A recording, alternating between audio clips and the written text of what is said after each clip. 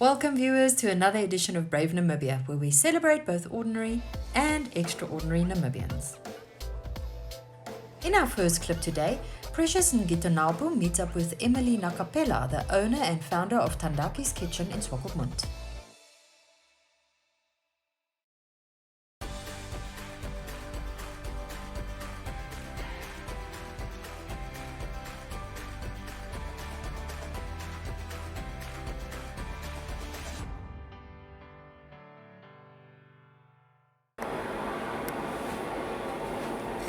Hi, I'm Tandaki. I'm the founder and owner of Tandakies Kitchen in Mombasa.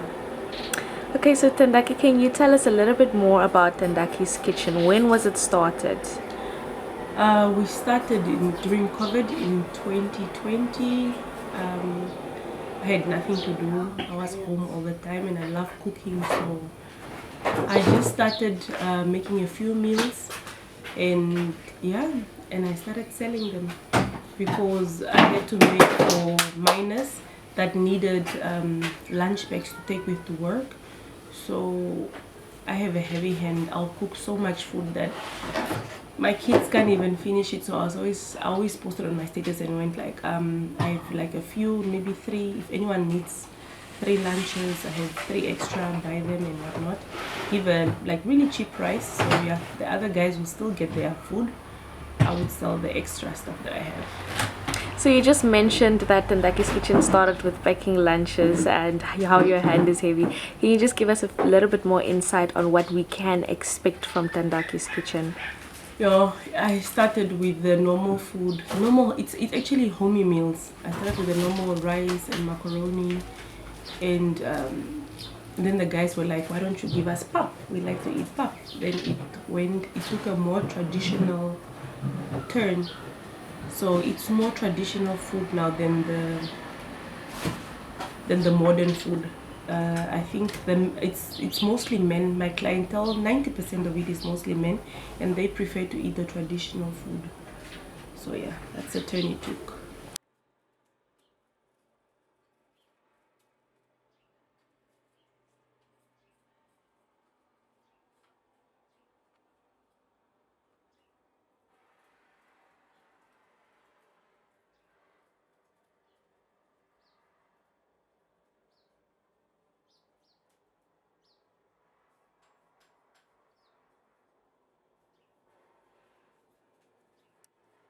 So you mentioned that you mostly focus on traditional food. What can people that have never been to Tandakies Kitchen expect on the menu?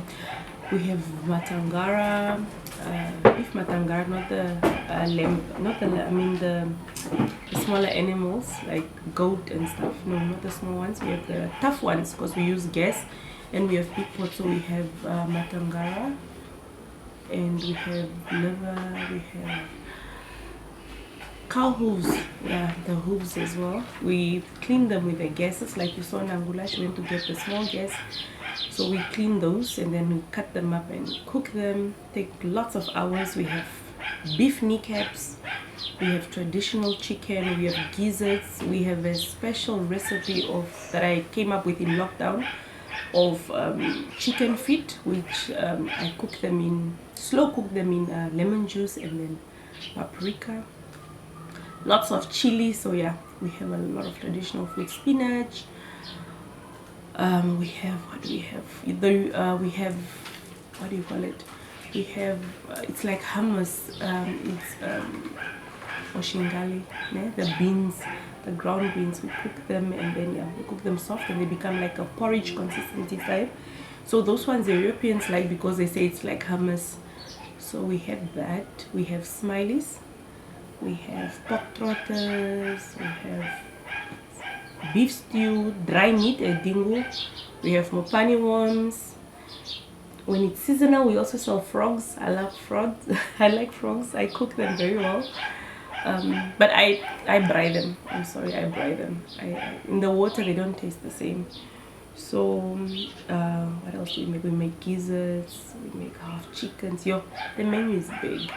So the menu is basically a traditional food heaven for foodies. Yes, and we serve everything with pap or steamed bread or baked buns. Yeah, but that's during the weekend, but mostly it's with pap.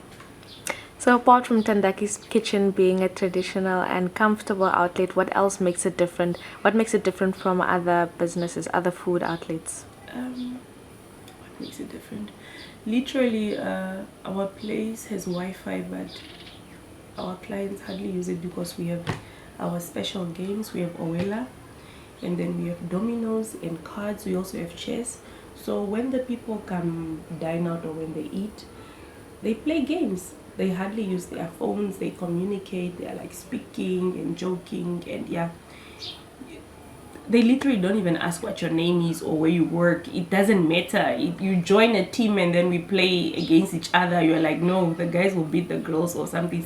It's more like game night or game day. You just play games and eat. So yeah, it's nice. So it's a comfortable place for people to come together, have a homey meal, and share some fun memories. Definitely. So the next thing I realized is when you walk into Tandakies Kitchen, you are greeted by a wall full of signatures. Can you just tell us the significance behind that? That started when after lockdown I had to go back to work, and then I was the only chef that time. So after school I would help my kids with homework on the chalkboard, on the boards. I decided to paint them black because it would be easier for me to help them with homework while I cook. So I helped them with homework there, and then one time a customer just wrote their name on, and then it just spread like everywhere. It was written everywhere till the back. I never planned on it, but yeah, it looks nice. They love it. When we get tourists that come over, they always write that from a message, and they say from France.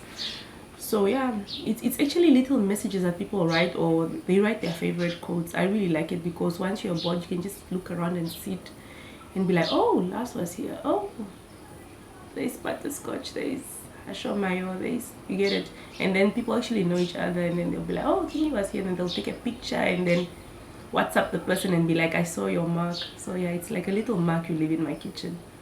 That's nice. You mentioned that you used to be the only shift when COVID started, when it was locked down. So have you now increased your employees, or do you have any hand of assistance? Yes, I used to. Actually, I started cooking in the house. This setup, I just used to park my car because it's cold here and the weather rusts our car, so it was just a parking area or the place where my kids can come play. So I decided, let me just move the pots because I needed a gas stove. Let me move the gas outside and just start cooking there. That was after a year, and then I would come from work and still come cook alone until I got one person to help me. Now I have two people that help me. We actually get more if we have a lot of work, but then yeah, so we have two permanent employees. All right. So I see behind you is fully decorated, beautiful pots. It's very welcoming, very bright. So can you tell us a little bit more about that? I believe that I love the kitchen so much that I invest in it a lot. So I love the red pots. I love the quality they bring. I love the color, and yeah, and it's great for the weather. It keeps the food warm, and yeah, I just like it. So I invested a lot in those pots. So I would buy one from Simon every month or after once in a while. Then yeah, I really like the pots. So well, we definitely discovered a lot about Tandakies Kitchen today. Are there any final comments that you would like to give our viewers? Yeah, I just think that we shouldn't always just focus on school. Education is not it's not the only route to make it in life. Literally, if I had discovered my passion before, I discovered it when I was 30. If I had discovered it before I was 30 or like in my teens, then you can make it in your whatever talent you have. I believe everybody has a talent, and if you ponder enough and practice enough on that talent, it can become a profession. So we shouldn't always be so hard on kids. Since I'm a teacher, to tell them to study. Books aren't for everybody, and your talent can put bread on the table. You don't literally need to study to have a very good job. Well, that was very interesting. But thank you for having us, Tandaki, and thank you for sharing your kitchen with us today. You're welcome.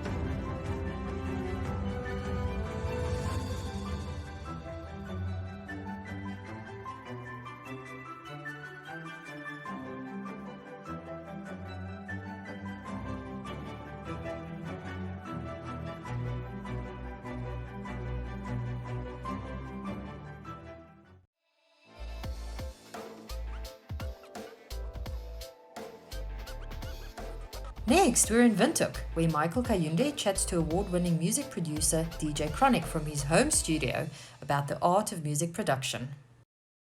Hello Namibia, welcome to another exciting edition of Brave Namibia. My name is Michael Kayunde, and on this segment today I'm joined by the award-winning DJ Chronic, who has been instrumental in making some of the beats that we dance to. Not only is he a beat maker, he's also into videography, video production. Why don't you welcome to the show? Actually, you should welcome me into your studio because we are coming live from his home studio.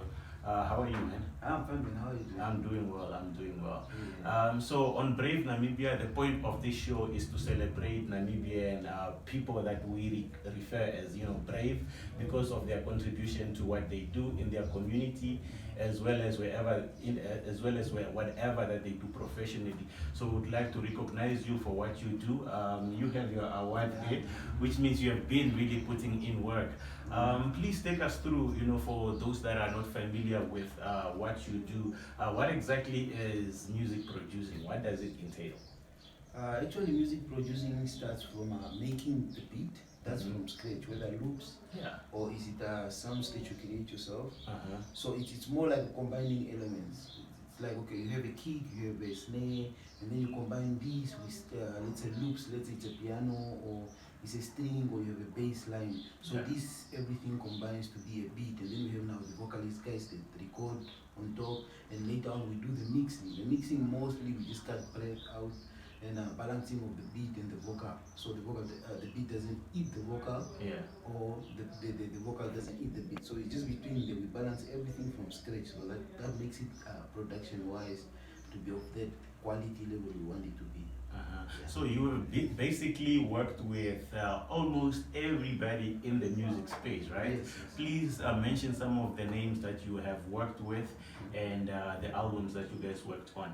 Okay, actually it's been a journey now, but I have worked on Lizella's album that made me won the award, and Exit's album. So these two albums that were combined, which was Tandakies and Liz. So these are the two albums that made me won the award. And then, but it's a lot of artists. I worked with everyone: Victor Juice Boy, Top Cherry, Kaboy Kamakili, Manebe, almost everyone. So, and those other that I didn't mention, but almost everyone.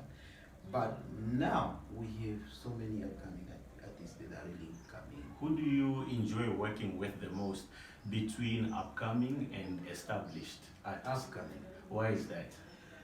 Because they are willing, not to say they are willing to learn, but they really don't have that certain pattern they follow. So they are more of just enjoying, and they're trying to discover themselves. So with the big artists, it's good they have their own sound already, and they have their own likes. Like, okay, no, Chronic, this is what I want. You see, now that makes, not to say it makes me limited, but it's also some points now you have to follow the sound that certain person on. But for upcoming, they are anything that comes. So now that makes it more creative. So having worked with some of the biggest names in music, which has also gotten you an award, what do you still want to achieve as a music producer? Because I'm sure when you started, you were like, I would like to work with this artist. I think at this point you have worked with those artists, you have won yourself an award. What do you still want to achieve as a music producer? I think at this point now, it's to say on my side personally, it's not really I want to achieve, but I want to grow now like the whole industry. Giving platform to all the upcomings. Then we just make it a point where the industry should be big enough to support or supply everyone with that energy we need for us to sustain this career we have. More like every artist that comes. So for artists that are upcoming and are watching this conversation that we are having right now, and they would like to get an opportunity to record with you at the DJ Chronic studio, where are you found? Where can they find you, and how can they reach out to you? Okay, actually the main platform where they can find me, because I know this is where I put most of my stuff. I think someone can maybe comment on WhatsApp, or maybe send me an email, not on WhatsApp, I mean on YouTube. Okay. What's your YouTube channel? DJ Chronic Official. Yes. So this is a YouTube channel where I put most of my stuff. So So if someone can get my email, then send me an email, or you can get me on my number, which is 081 34701883. Yeah. Well, there you had it. If you are out there, looking for that opportunity to work with one of the biggest producers in the country, please replay that number and go to YouTube and make sure you reach out to him. Thank you so much for letting us in your studio. Now we are gonna let him, take us through what he does by, explaining us how to make a beat. We'll do that just right now. I'll take you through on how I make my beats. Actually, the software I use is FL Studio 20. So here, it's where it's a pattern where we start making beats. So most of my instrument that I usually use a Nexus. So this is Nexus 3. So we just wait a little bit for it to open. Okay, so this is Nexus 3. This is actually one of the best plugins that I use in most of songs that you guys had me produce. So we have a piano fill. This is a piano. So let's say, for example, I want to make a piano beat. So what I will do, we have samples that we already created, and these are samples that we use. So we just get something from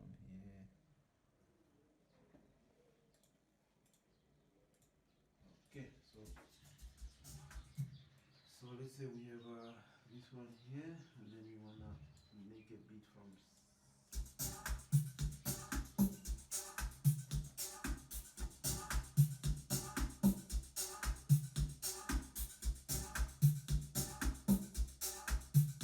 So we have Nexus, and then I have also Hypersonic, the latest Hypersonic that I use to make most of my melodies. So just waiting for it to open, and then I show you on what beat. This is an electric guitar. So once we have the kick layout, and then I would come up with the melodies from this Hypersonic, which is here. So most of the time I do plotting, because while I like plotting my beats, it gives me space of creating different elements. I don't usually use the keyboard so I can be creative in my beats. So let's say I'll come up with the piano.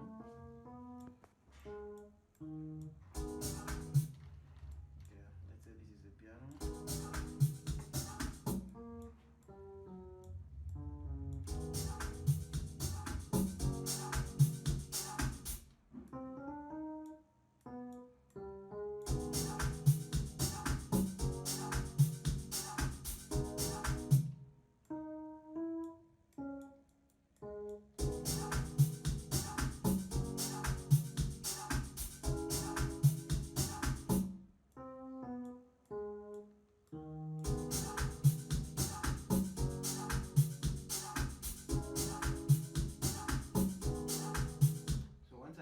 Piano laid out, and then I would have to add the GM sound, which is mostly used in my piano, which is this one. So this is a certain sound called Diablo.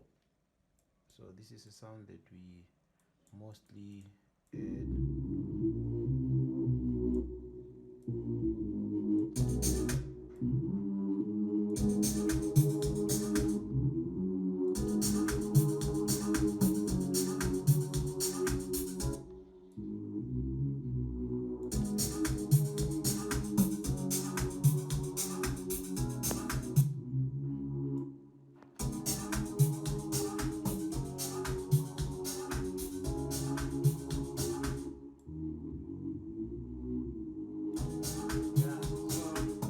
Once I have my layout, let's say I have the whole first part of the beat and the piano sounds good, and then I will have now to add some crash. And so these are loops that we get. We get to buy these loops from guys that create their own loops on internet. So you can buy this on YouTube, on Spotify. So once I have certain melody set out, then I'll have the crash.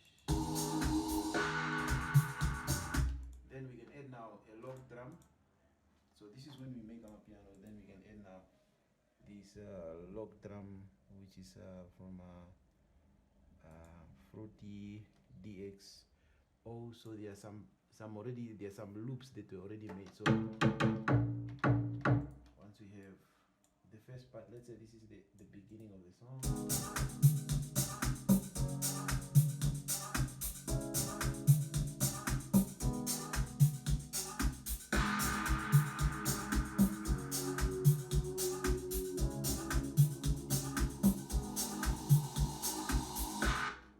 Then we can have, let's say on the transition part, we can have maybe a log drum they play.